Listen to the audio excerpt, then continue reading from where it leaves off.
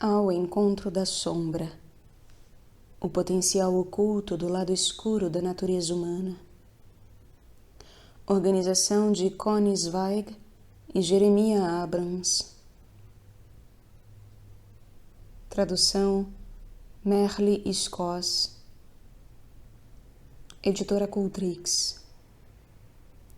Canal Le Conde.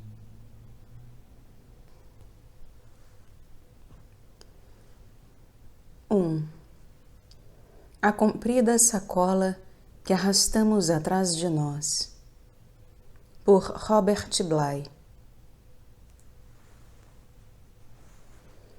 Diz uma antiga tradição gnóstica que não inventamos as coisas, apenas as relembramos.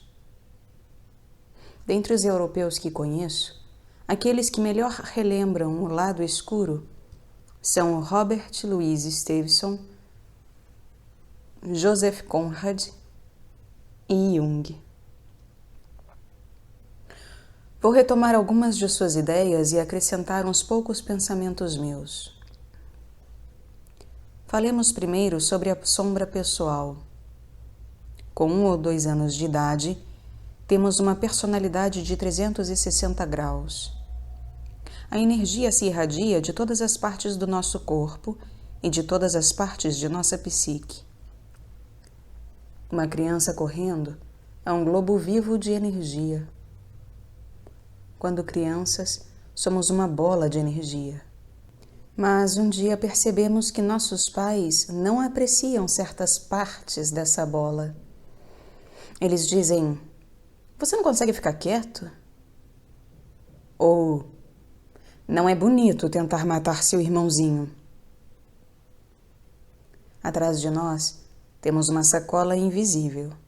E, para conservar o amor de nossos pais, nela colocamos a parte de nós que nossos pais não apreciam. Quando começamos a ir à escola, nossa sacola já é bastante grande. E aí nossos professores nos dizem: "O bom menino não fica bravo com coisinhas à toa." E nós guardamos nossa raiva na sacola. Quando eu e meu irmão tínhamos 12 anos, em Madison, Minnesota, éramos conhecidos como os bons meninos Bly. Nossas sacolas já tinham 1 quilômetro de comprimento. Depois, fazemos o colegial e passamos por outro bom processo de guardar coisas na sacola. Agora, quem nos pressiona não são os malvados adultos, e sim o nosso próprio grupo etário. A paranoia dos jovens em relação aos adultos talvez esteja deslocada. Eu mentia automaticamente durante todo o colegial para me tornar mais parecido com os jogadores de basquete. Qualquer parte de mim que fosse mais lenta ia para a sacola. Meus filhos passam agora por esse processo, que eu já tinha observado em minhas filhas mais velhas que eles. Minha mulher e eu olhávamos, consternados, quantas coisas elas colocavam na sacola. Mas não havia nada que pudéssemos fazer.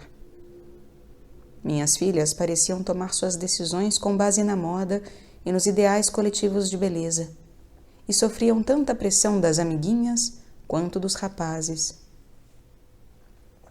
Por isso sustento que o jovem de 20 anos conserva uma simples fatia daquele globo de energia.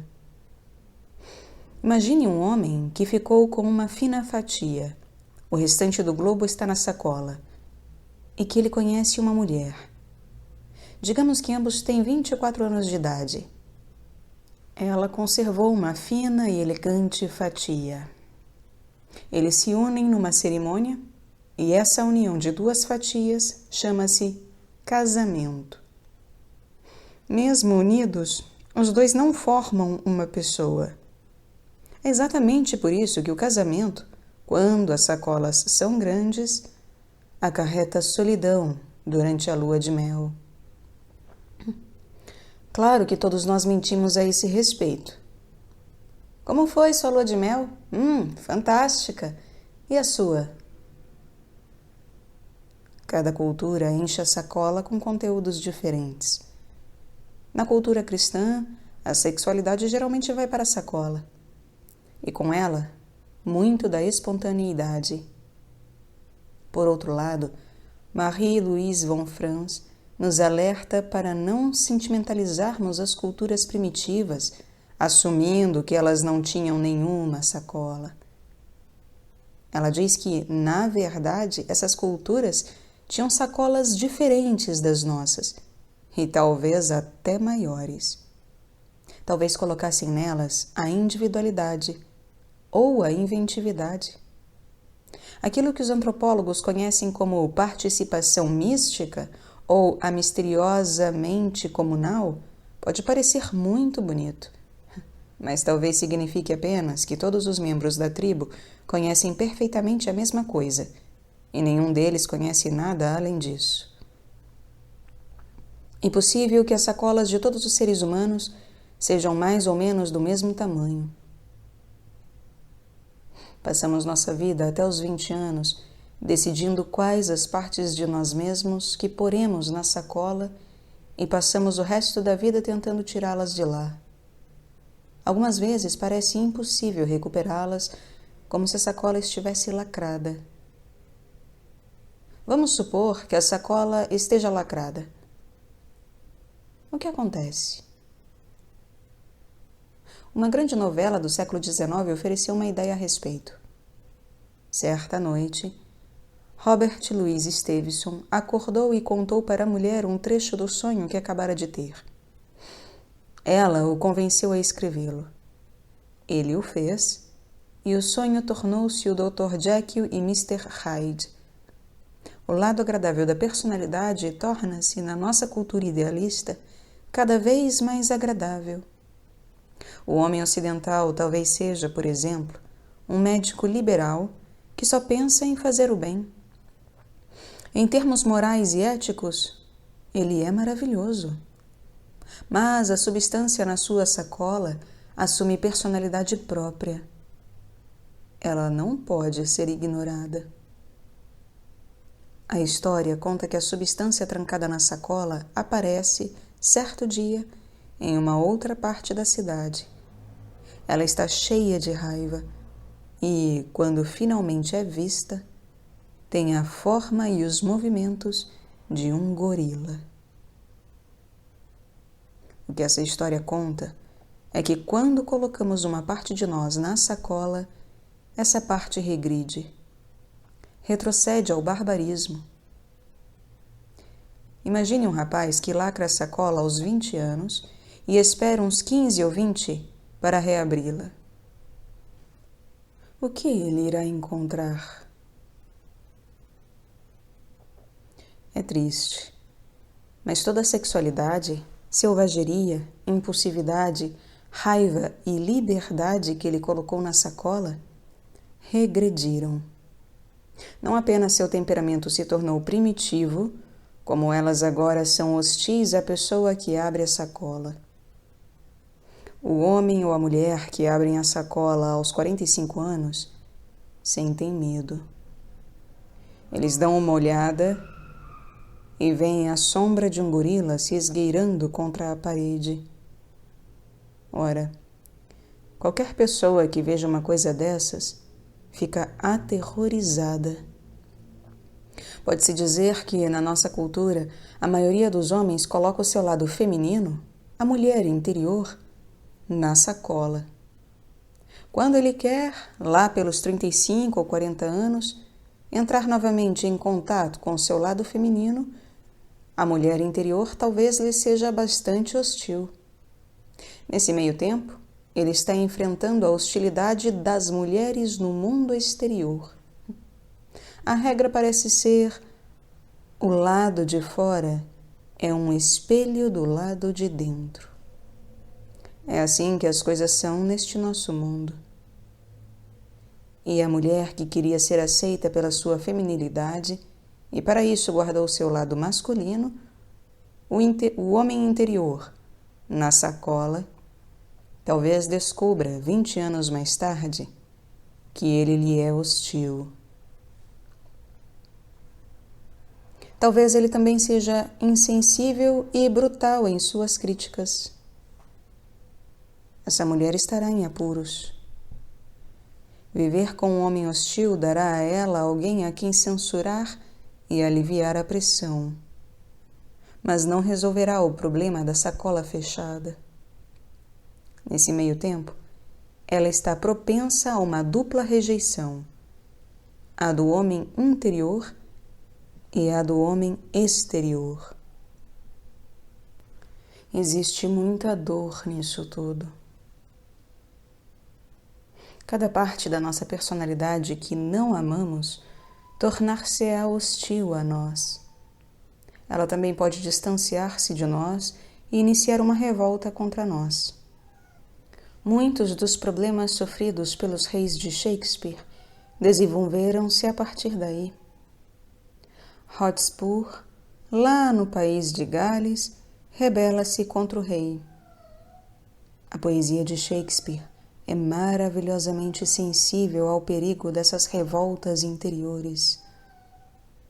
O rei, no centro, sempre está em perigo. Quando visitei Bali há alguns anos, percebi que essa antiga cultura hindu utiliza a mitologia para trazer à luz do dia os elementos da sombra.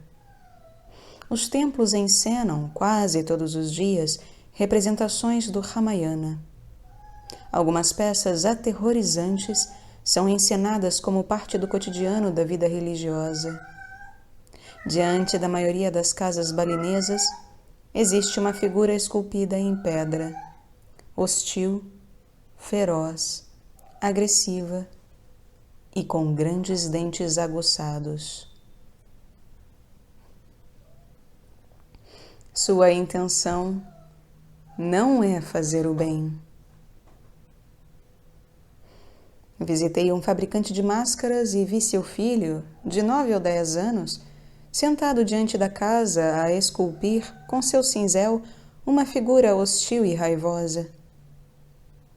O objetivo desse povo não é dissipar as energias agressivas, tal como nós fazemos com o nosso futebol ou os espanhóis com as suas touradas. Seu ideal é fazer essas energias emergirem na arte. Os balineses talvez sejam violentos e brutais na guerra, mas na vida cotidiana parecem ser bem menos violentos que nós. O que isso significa? As pessoas do sul dos Estados Unidos colocam no jardim anõezinhos negros de ferro forjado como ajuda.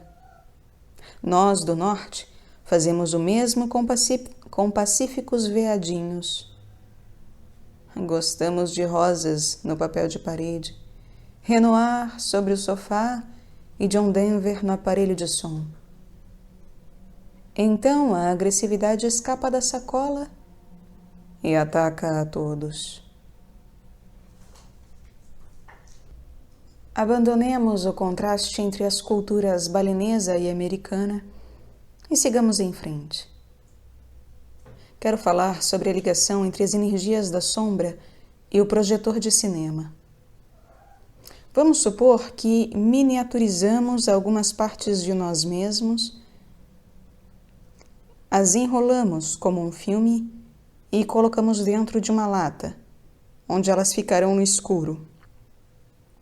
Então, uma noite, sempre à noite, as formas reaparecem, imensas, e não conseguimos desviar nossos olhos delas. Estamos dirigindo à noite, fora da cidade, e vemos um homem e uma mulher numa enorme tela de cinema ao ar livre. Paramos o carro e observamos. Algumas formas que foram enroladas dentro da lata, duplamente invisíveis, por estarem só parcialmente reveladas e por terem sido mantidas na escuridão, existem durante o dia apenas como pálidas imagens numa fina tira de celuloide cinzento. Quando uma certa luz se acende por trás de nós, formas fantasmagóricas aparecem na parede à nossa frente. Elas acendem cigarros, ameaçam os outros com revólveres. Nossa psique, portanto, é uma máquina natural de projeção. Podemos recuperar as imagens que guardamos enroladas na lata e projetá-las para os outros ou sobre os outros. O marido pode rever sua raiva, enrolada na lata por 20 anos, no rosto da mulher. A mulher que sempre vê um herói no rosto do marido, certa noite vê ali um tirano. A nora de A Doll's House, Casa de Bonecas, via essas duas imagens alternadamente. Um dia desses encontrei meus velhos diários e peguei ao acaso o de 1956. Naquele ano, eu estava tentando escrever um poema sobre a natureza dos publicitários. Lembrei-me como a lenda de Midas era um fator importante para minha inspiração. Tudo o que Midas tocava se transformava em ouro. No meu poema, eu dizia que todas as coisas vivas nas quais o publicitário tocava se transformavam em dinheiro, e que era por isso que os publicitários tinham a alma tão faminta. Eu escrevi pensando nos publicitários que conhecia e me divertia atacando-os às escondidas. Mas, conforme fui relendo esses velhos escritos, senti um choque ao ver o filme que eu estava projetando. Entre a época em que escrevi tudo aquilo e o agora, eu tinha descoberto como comer sem ingerir alimento. A comida que os meus amigos me ofereciam se transformava em metal antes de chegar na minha boca. A imagem ficou clara? Ninguém pode comer nem beber metal. E por isso Midas era importante para mim. Mas o filme que mostrava o meu Midas interior estava enrolado na fita, na lata. Os publicitários, perversos e tolos, apareciam à noite sobre a tela imensa e me fascinavam. Logo depois desse poema, escrevi um livro chamado Poemas para a Ascensão de J.P. Morgan. Meus poemas sobre o mundo das finanças alternavam-se com anúncios discutíveis reproduzidos de jornais e revistas. A seu modo, é um livro vivo. Ninguém quis publicá-lo, mas tudo bem. De toda maneira, eram só projeções. Vou ler um poema que escrevi nessa época. Chama-se Inquietação.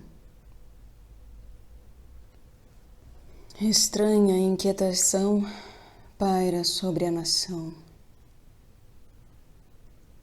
E a última contradança, o bramir das ondas do mar de Morgan, a divisão do espólio. Uma lassidão penetra os diamantes do corpo. Na escola, uma explosão. Uma criança semi-morta. Quando a batalha finda, terras e mares arruinados, duas formas emergem em nós e se vão. Mas o babuíno assobia nas praias da morte, subindo, caindo, jogando cocôs e calhaus. Bamboleia na árvore, cujos ramos contêm a vastidão do frio. Planetas em órbita e um sol negro. O zumbido dos insetos e os vermes escravizados na prisão da casca. Carlos Magno, aportamos as tuas ilhas. Voltamos às árvores cobertas de neve e à profunda escuridão enterrada na neve, através da qual viajaste toda a noite com as mãos a congelar.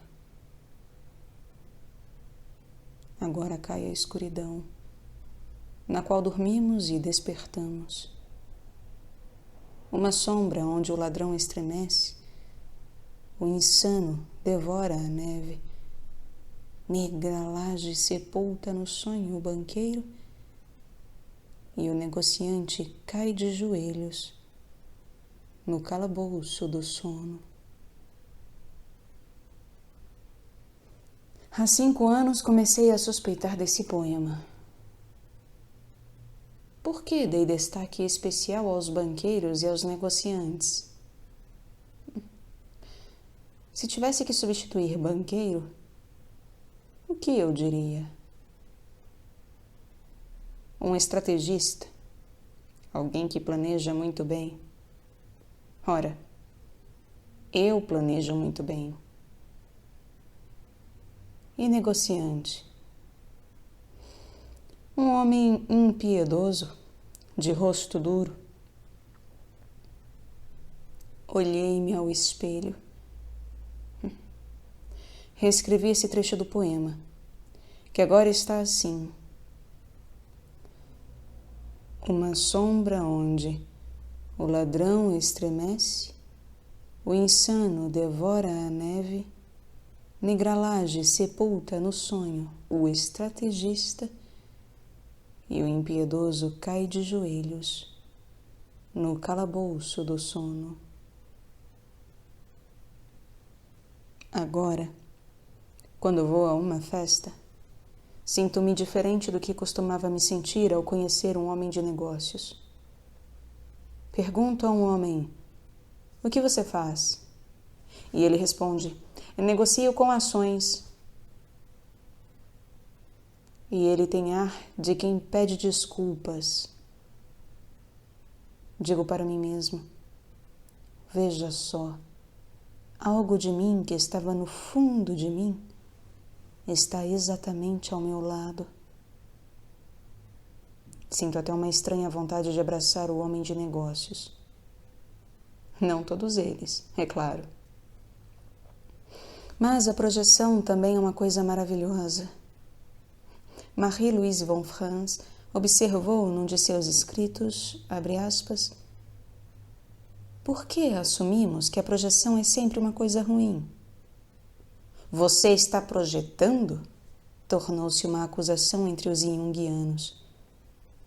Às vezes a projeção é útil. É a coisa certa.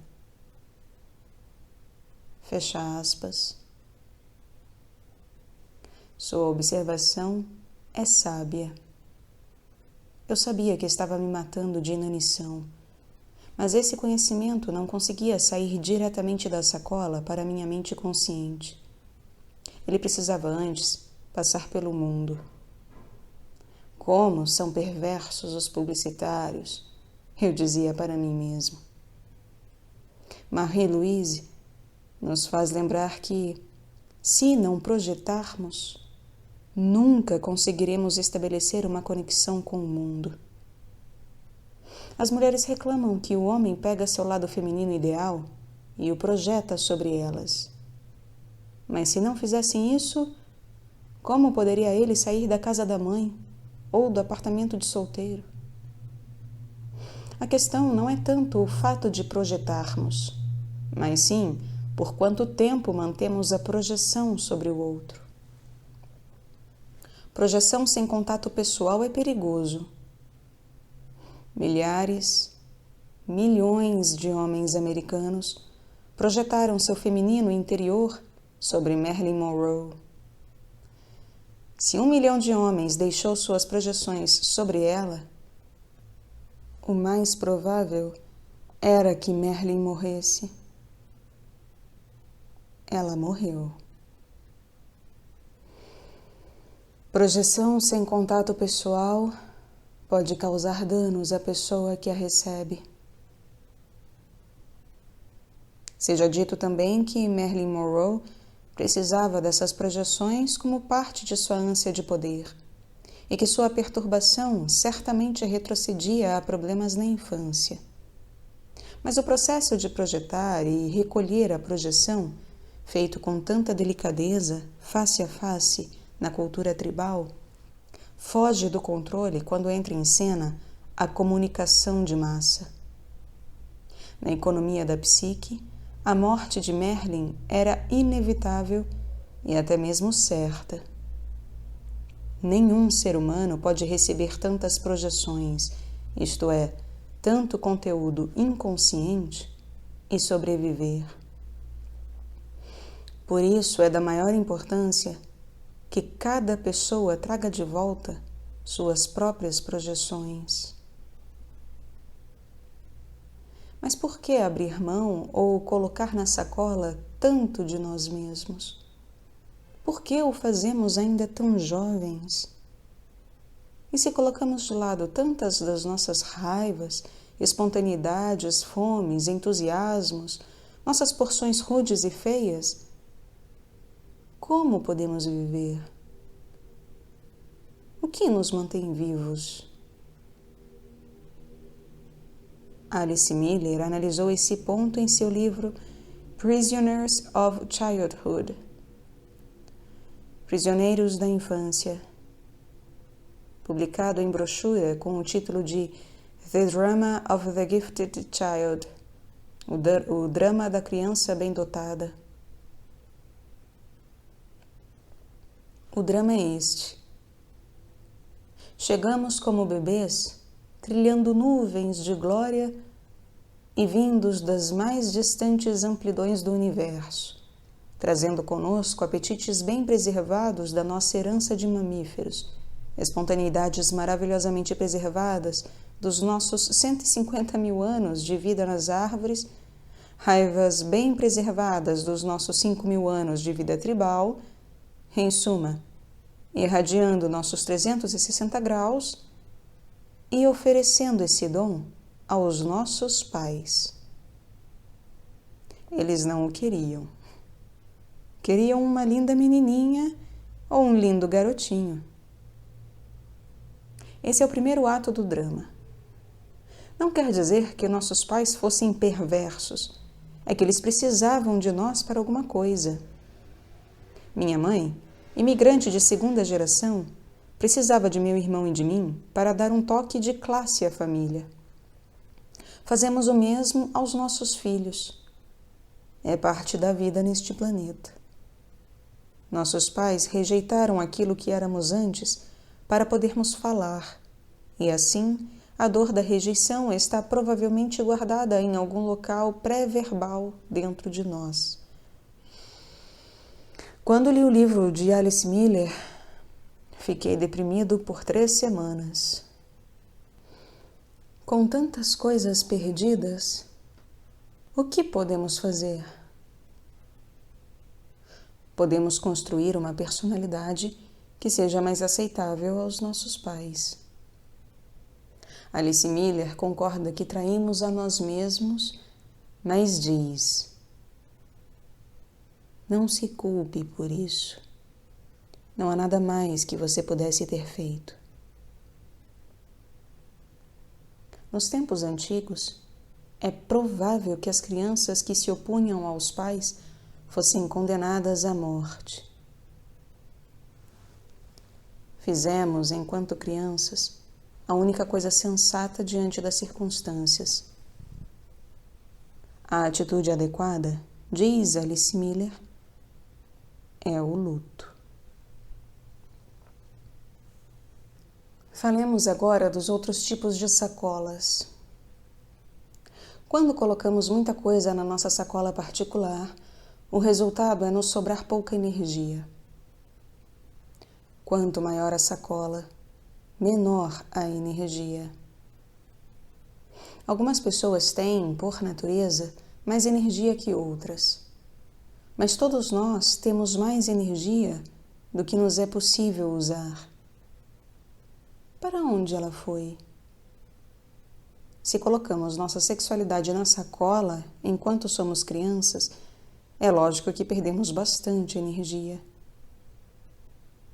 Quando coloca o seu lado masculino na sacola ou o enrola como um filme e guarda na lata, uma mulher perde energia.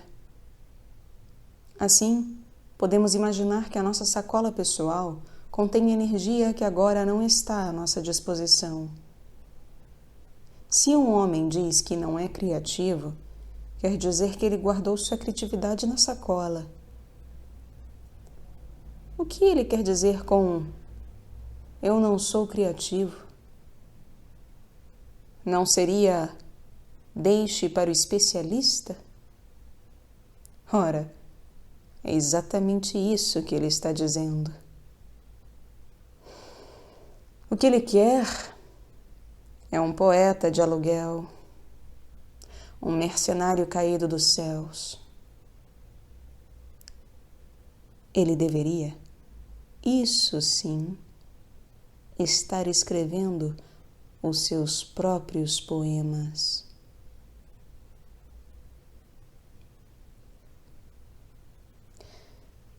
Já falamos da nossa sacola pessoal, mas parece que cada cidade ou comunidade também possui a sua sacola. Vivi muitos anos nos arredores de uma cidadezinha agrícola de Minnesota. Esperava-se que cada habitante daquela cidade tivesse os mesmos objetos na sacola. Ora, qualquer aldeia grega teria objetos diferentes na sacola. É como se a cidade, por uma decisão psíquica coletiva, colocasse certas energias na sacola e tentasse impedir que alguém as tirasse de lá. Nesse assunto, as cidades interferem com nossos processos particulares, e é por isso que é mais perigoso viver nas cidades do que junto à natureza. Por outro lado, certos ódios ferozes que sentimos numa cidade pequena às vezes nos ajudam a ver para onde foram as nossas projeções. A comunidade junguiana, como a cidade, tem a sua sacola. Ela geralmente recomenda aos junguianos que mantenham a vulgaridade e o amor ao dinheiro na sacola. Mas a comunidade freudiana geralmente exige que os freudianos mantenham sua vida religiosa na sacola. Existe também uma sacola nacional, e a nossa é bem comprida. A Rússia e a China têm defeitos dignos de nota. Mas se um cidadão americano tiver curiosidade de saber o que existe na nossa sacola nacional neste instante, basta ouvir com atenção algum funcionário do Departamento de Estado criticando a Rússia. Como dizia Ronald Reagan, nós somos nobres. As outras nações têm impérios. As outras nações suportam lideranças estagnadas, tratam as minorias com brutalidade, fazem lavagem cerebral com seus jovens e rompem tratados. Um russo poderá descobrir a respeito da sacola russa lendo algum artigo de Pravda sobre os Estados Unidos. Estamos lidando com uma rede de sombras, um padrão de sombras projetado por ambos os lados e todos se encontrando em algum ponto no ar. Não estou dizendo nada de novo com esta metáfora, mas quero tornar bem clara a distinção entre a sombra pessoal, a sombra da cidade e a sombra nacional. Usei 3 metáforas aqui: a sacola, a lata de filme e a projeção.